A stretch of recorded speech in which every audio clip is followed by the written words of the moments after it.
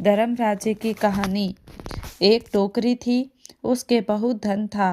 वह बहुत नियम, धर्म, दान पुण्य करती।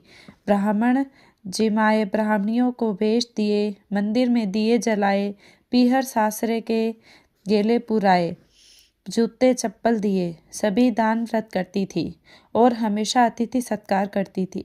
एक दिन डोकरी मर गई जब यम के दूत उसे लेने आए। रास्ते में 4 पोले आई।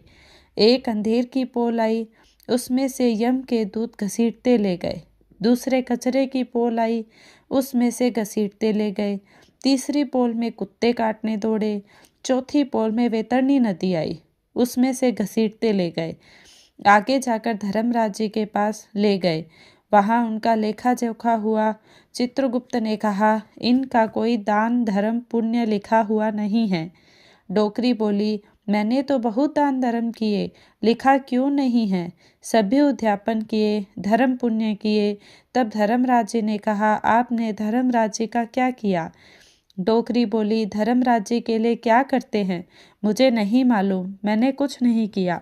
वह बोली, मुझे सब विधि बताइए, धर्मराज जी का क्या करना पड़ता है?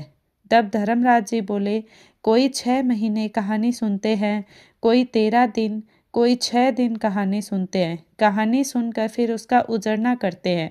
उजड़ने में 13 मन मोती, 13 मन मूंगा, 13 वेश, 13 चूड़ा, 13 चप्पल, 13 सोने की चांदी की मूर्तियाँ, 13 चांदी की पोले, 13 किलो जवार, 13 छाबड़ी बांस की, 13 छड़ी, 13 डोर डोली, 13 तांबे के लोटे, 13 छत्ते, 13 गाय, 13 जोड़ा जोड़ी जिमावे।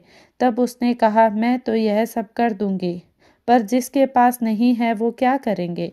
तब धर्मराज जी बोले, अपनी शक्ति अनुसार करना।